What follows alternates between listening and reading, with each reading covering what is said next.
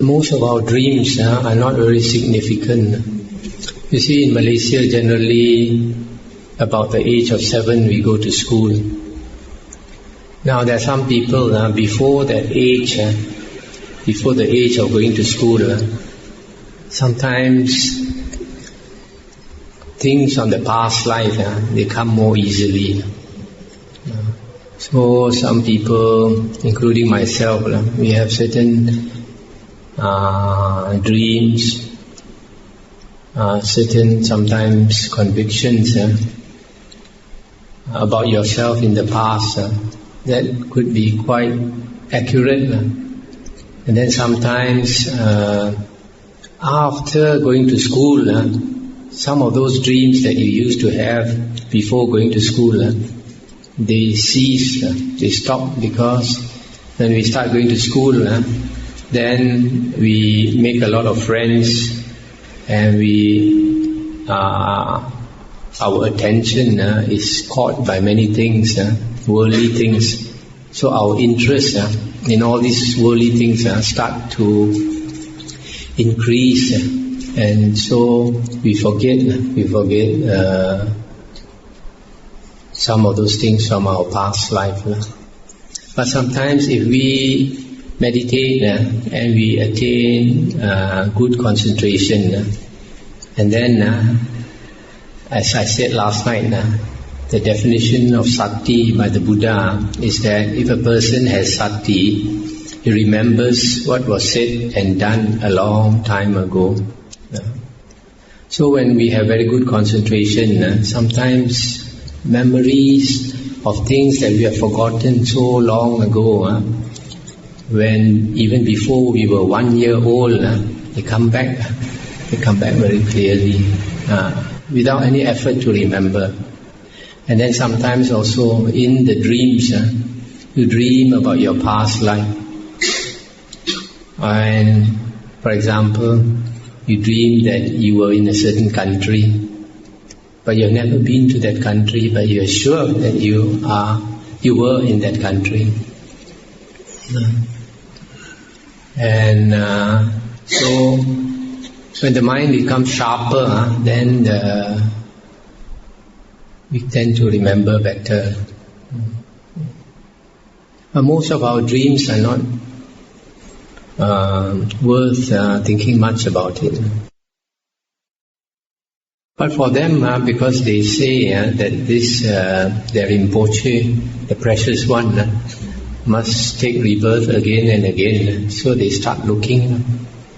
And some of the ways they employ a bit like Taoism, because I've seen Tibetan books where they get these lamas who go into a trance, and then they put water, and then they look into the water, and they can see things. For them it's important, to us it's not important. Yeah. Sometimes we find sometimes a bit hard to believe, because in the last few years in America, some of these lamas, they go there and they don't keep their moral precepts well, So there was one who used to sleep with a lot of women, because a lot of women wanted to have another Rinpoche. When they have a son with this Rinpoche, then it's also another somebody very special. So they become famous. So a lot of women lined up to sleep with that Lama. So as a result of not keeping his precepts, he was drinking and all that. So before he died, his body had a lot of disease. That being the case, we would not expect him to come back in the human form. See, it's very easy to repeat what another monk says. So most monks, most teachers, you hear some monk says this, and you just repeat it. So the Buddha says, just like in other religions, it's just like the case of a line of blind men. The first to the last are blind. The blind leading the blind. So we just keep following. Most people do not take the trouble to investigate so much. And also in many of our traditional Buddhist countries, this has been handed down generation after generation. So there is no reason for people to doubt. Right? But like in my case, I was different because I was disappointed by my first teacher. So because I was disappointed by my first teacher, I did not rely on any other monk as my teacher. Instead, I went to the books and studied, because whatever a monk can teach you, he has also learned it from the books, isn't it? So instead of relying on him, I went back to the books and I studied all the books. Now, when people study the books, for example, you study a sutta. When you study the sutta, there are several things that the Buddha says. And sometimes, usually, the first time we study that sutta, we don't grasp certain important points in the sutta. We don't see the importance of certain statements that the Buddha made. Then when you study it a second time, you might catch more points in that sutta. And when you study it a third time, you again catch more points. Then you wonder, how come I didn't notice this before? So in the same way, sometimes people study the suttas and then they fail to notice certain important things. So it is for some of these reasons. Also, sometimes if you bring up some of these things, you make some people angry. Because some famous monk may have written that book, and then you go and say something different, you are challenging that famous monk. So you become unpopular. And besides, very few people will believe you also because you are not so famous. That's why nobody wants to be the bad guy. Everybody wants to be the popular guy. Boy Cho Chao Lang. You can continue to teach what is in those books, but you can explain to the children, this is the legend about the Buddha's life. It is not necessarily true. This is the legend that they have passed down. And usually legends, they like to write beautiful things. They like to put the hero high up in the cloud. So the funny thing is, recently, you all must have heard about the Da Vinci Code. Yeah? For 2,000 years, Christians believe that Jesus was born of a Virgin Mary. Yeah?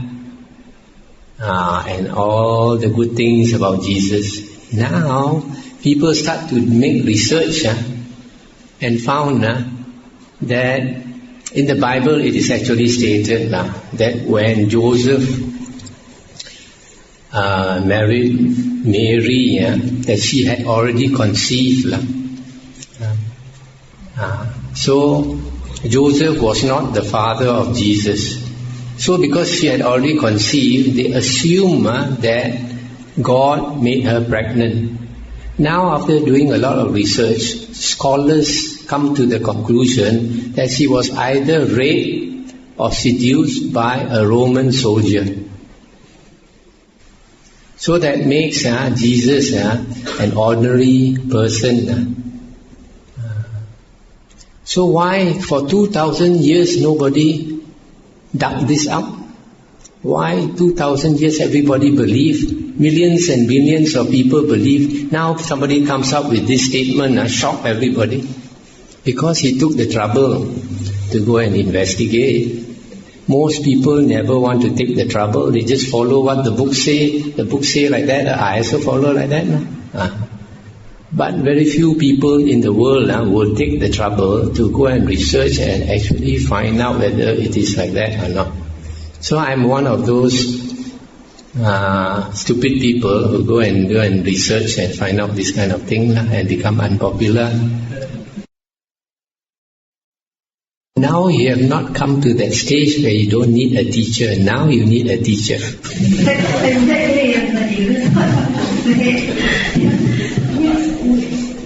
You can't understand the sutta if you want to study yourself. We may not have that intelligence to understand. And the sutta is open to interpretation. Even the Satipatthana Sutta, even monks will have different interpretation. Exactly. So we need to look for teacher. But you look for the teacher, that is another interpretation. So you must go back to what the Buddha said and study exactly what the Buddha said without all the distortion added by other teachers. If I study myself, then I aid my own interpretation, it could be wrong. It could be even more terribly wrong than if I learn from a learned monk or nun. Okay. I'm one of those few monks who stress on the sutta. So I have taught some suttas. So if you look at the 4 MP3s that I have brought, in the English one you will find 2 MP3s on the Anguttara Nikaya. I spent about 55 hours reading and explaining the suttas in the Anguttara Nikaya. Not every single sutta, but most of the suttas. So if you listen to those tape talks, it will be much easier for you to understand the Anguttara Nikaya than if you were to read yourself. Because this Orang Putih, their English is very high class. So sometimes you read those books, sometimes a bit hard to understand. So sometimes when I find some difficult words, I use a simpler word, simpler English word. And then those points that are doubtful, I try to explain and quote from other suttas to compare. So if you listen to my tape talks, it's much easier. Suttas are discourses of the Buddha. The words of the Buddha? Yes, original words of the Buddha. Because sometimes the Buddha would just discourse, just teach the people something. Sometimes people come and ask questions and then he replies. All this is the words of the Buddha. Jesus was a meditator and he had at least the 4 jhanas. That's why he had some psychic powers like walking on the water. He didn't seem to have all the psychic powers like the Buddha had, but he had some of them. So he could have entered that state where his breath stopped and people thought that he was dead. And then after a few days he wake up again. This view that rebirth takes place immediately is not a standard Theravada view. It is a view of those who follow the Abhidhamma. Those monks who follow the Abhidhamma, they say that rebirth is instantaneous. And they also say that just like one consciousness stops here, another consciousness starts somewhere else. That there is nothing that goes from here to there. Some of these ideas, if you study the suttas, you find it's not true. In the suttas, we find that the Buddha said there are 4 types of beings. One enters the womb unknowing. He's not conscious of entering the womb. And then he stays in the womb unknowing. He doesn't know he's in the womb. And then he comes out of the womb unknowing. When he comes out also he doesn't know. That means his mind is not very clear, not very concentrated. Then there's another type a being that comes in the womb knowing, but he stays there unknowing, and then he comes out unknowing. Then there's another type that enters the womb knowing that he enters the womb. And when he's inside the womb, he also knows that he's inside the womb. But when he comes out, he's not mindful, he doesn't know, he's unknowing that he comes out. Then the third type is the best, like the Buddha. When he enters the womb, he knows. Probably he has chosen the womb to enter.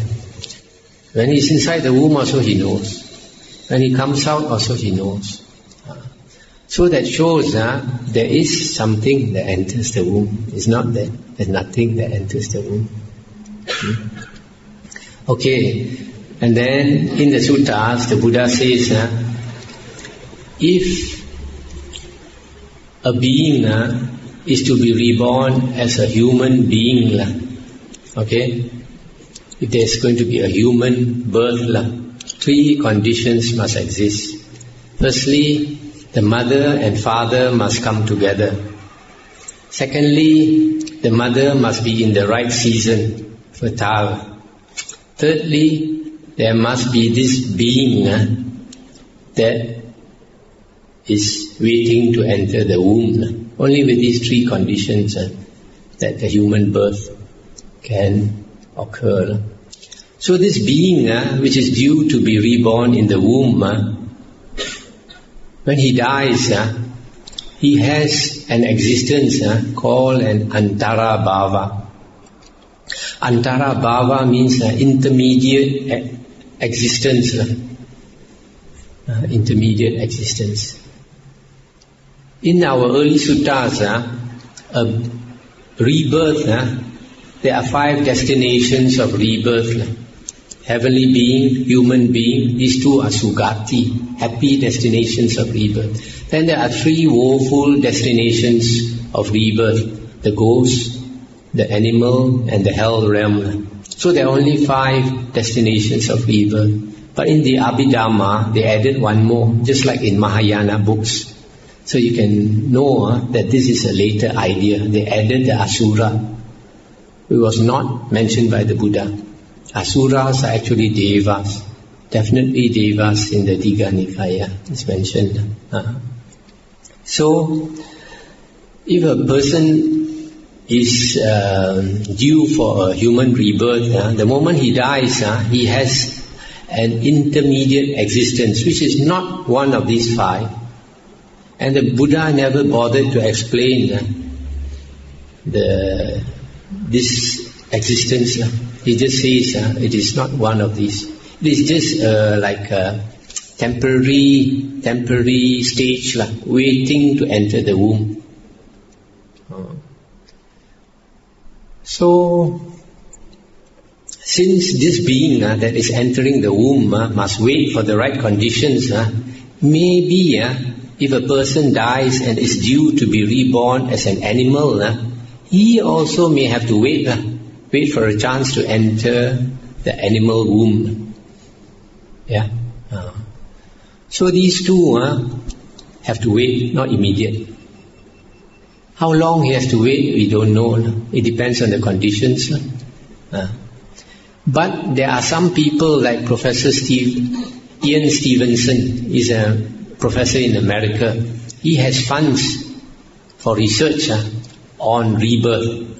Whenever he hears of somebody who remembers the previous life, and there is enough evidence that this is a true case, then the university will give him funds. He will fly to whether it's Burma or Thailand or anywhere to interview and find out.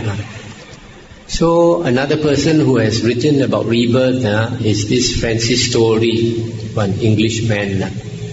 And Francis Story has a book called Rebirth. And in this book there are cases of people who remember their past life. So it is mentioned there about one man who died, He said after he died, he had a body which was very small. And he came out of the body and he saw his previous corpse lying there, and then he saw the funeral, everything, and then after that he didn't know. He didn't know where to go, He didn't know where to go. So he was waiting around. One day, he saw somebody from his sister's home going to the market and coming back with the basket. So he jumped into the basket. At that time when he died, the sister was pregnant. But somehow he went back to the house and became the sister's son. So it looks like he went inside and pushed out the other being inside. How I don't know. Now in the sutta, it is also mentioned by the Buddha that if a being, his karma is so bad that he's going to die and be reborn in hell, then the Buddha said, hell beings will come up and drag him down to hell. So actually, gu thao be bin u la, ngao thao ma min na, gu thao be bin. So there is such beings. And I have one supporter in Kampa. She told me a few days before the father died, he saw this gu thao be bin waiting for him at the door. So a few days after that, he passed away. So you see, this is mentioned that if you go to hell, hell beings will come and drag you down. And it's also mentioned the human rebirth. If you're going to be reborn back into the womb, you will have an intermediate body, and you have to wait for your time to jump into the womb. So these two are mentioned clearly. What about the others? From people's experience, we have heard, like in the case of one very good Buddhist in Penang, he was dying of cancer. So the wife was looking after him. Then the wife went to market. So the wife asked the neighbors who were Christians, an old couple, to come and look after him for a short while while she went to market. And then later, after his funeral, this Christian couple related that when they were looking after him, they saw devas coming down, making offerings to him.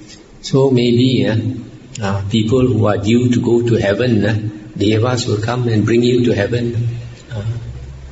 That human rebirth, then ghosts.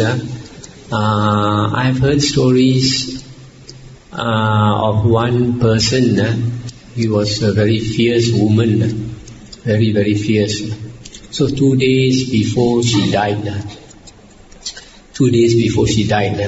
teeth came out. 2 long teeth came out like Dracula. And the family was very scared. Tried to close the teeth, could not close. And she was sleeping. And 2 days later she died. Immediately after she died, the teeth also disappeared.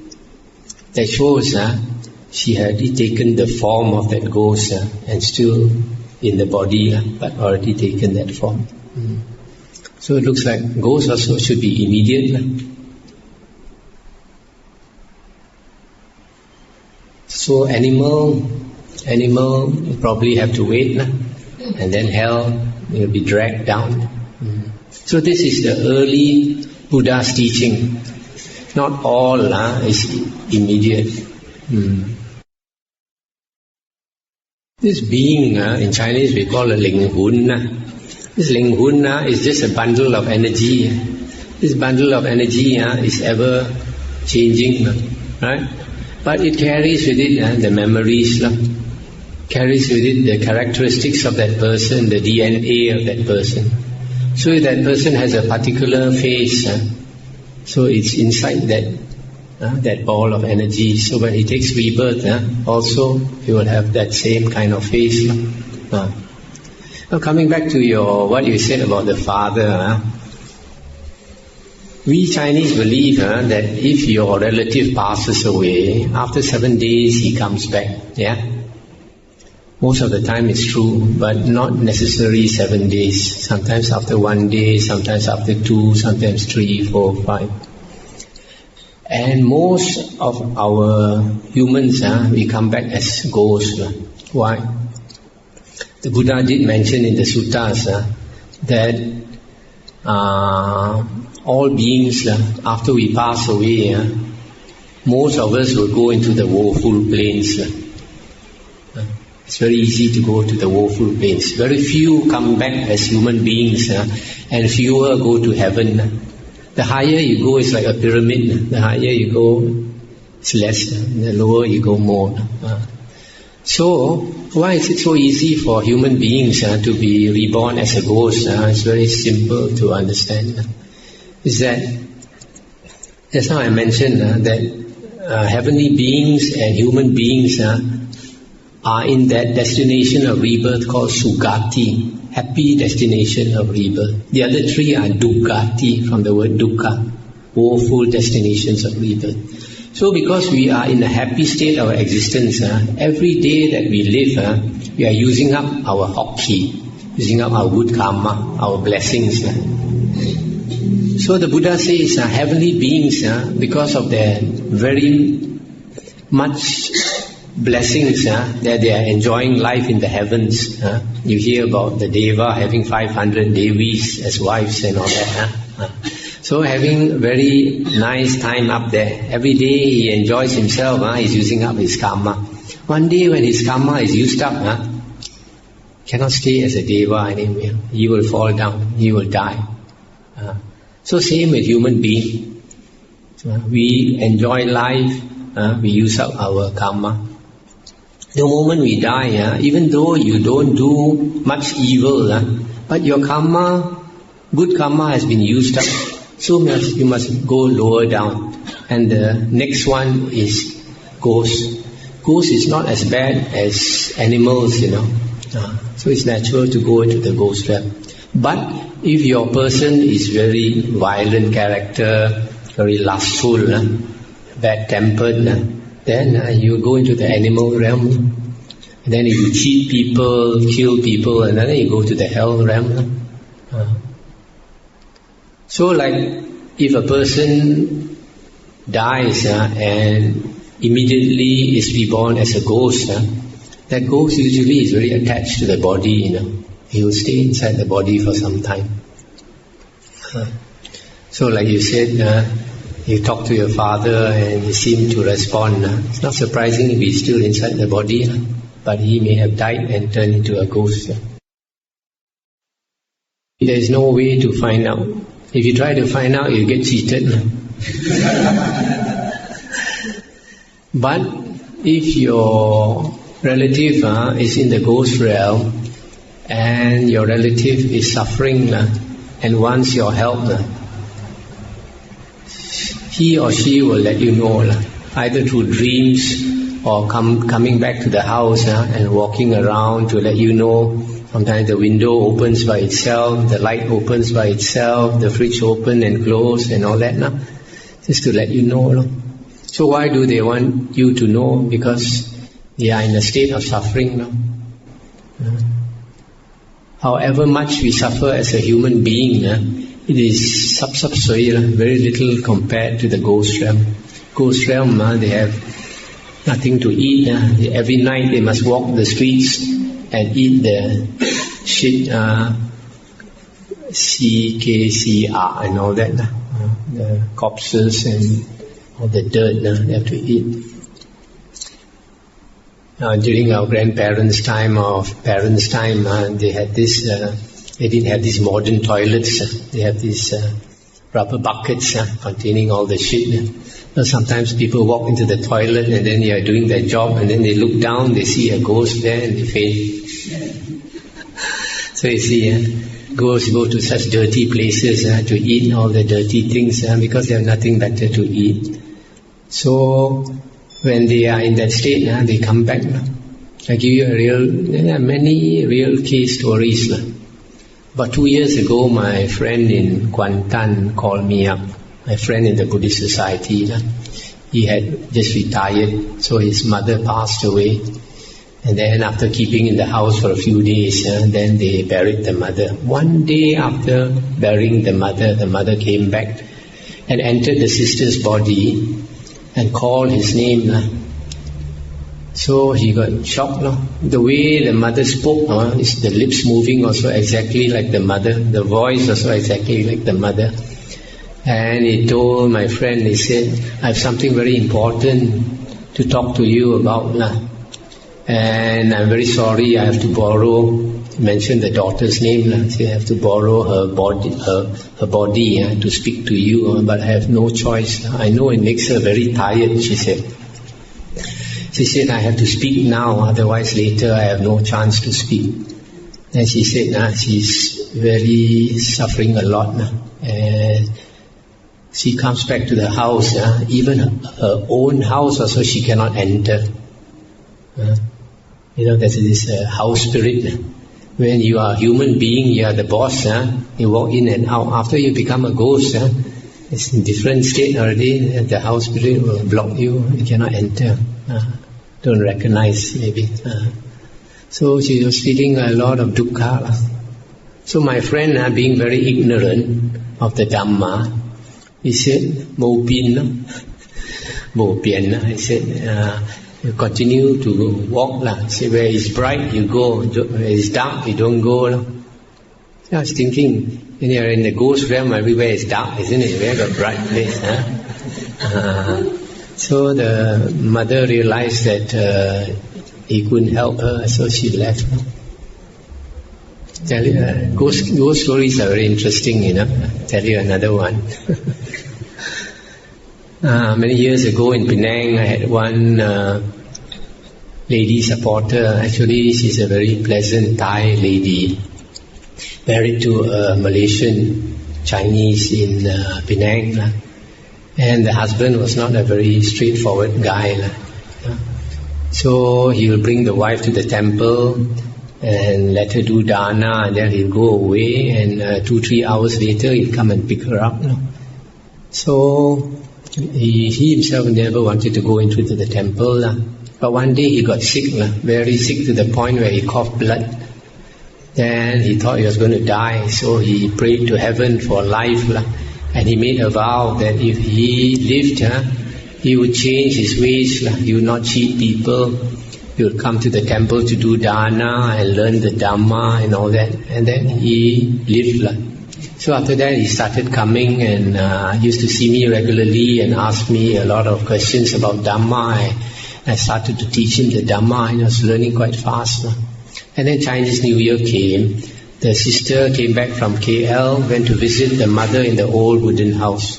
When she entered the house, after a short while, the ghost entered her and started calling for the brother's name. The mother got a shock and asked him who he was, and he mentioned his name. Actually, he was this man's younger brother who died 10 years ago. He also used to join bad company and drink liquor and all that. And one day he got drunk, coming back on the motorcycle. He got run over by a lorry and he died. So he called for his brother, and he told the mother, he said, he's suffering, he's very hungry, and his abdomen is in pain. Probably the lorry went over him. I still can feel the pain. So he said he wanted his brother to help him. So the mother got a shock, and the mother didn't know what to do. And the mother said, "You please go back wherever you came from. You go back." So he saw that the mother could not help him, so he left. So later, this man, the brother, heard, and he came to see me and told me about it. I said, you see, 10 years your brother never looked for you. Now you learn the Dhamma, your brother comes to look for you. Why? Now got hope. Now this person learned the Dhamma, there's a chance that he can help his brother. Formerly, when he doesn't know the Dhamma, even the brother came to him also, he wouldn't know how to help the brother. So I told him, your brother needs your help. You have to do some dana and transfer the merit to him. But before you do the dana, for the next few nights, every night, you light incense and pray and tell him that you want to do dana on his behalf in a few temples, and the merit is his. That means he represents the brother to do the dana. So I told him to go to those temples where there are a few monks and offer food and offer either a piece of cloth or a robe on behalf of the brother, and every time he does that, transfer the merit. So he did that for a few days, then after that he transferred the merit, and then the brother didn't come back. So he said it's interesting, after 10 years or so, they still keep an eye on you, waiting for the chance, and you can help them. And there's a chance only they come back.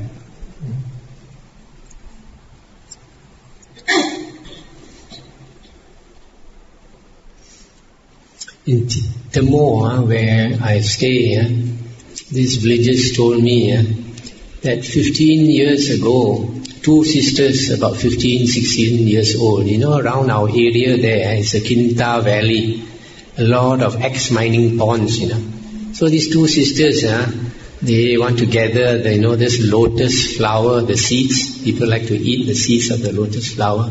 So the two of them, they didn't know how to swim. They rowed a sampan to the middle of the pond, the big lake, to gather these lotus seeds, and then they died. The boat capsized and they died. 15 years later, one day, they came back to the house, and they were seen standing outside the gate there with the clothes all wet. The neighbors all.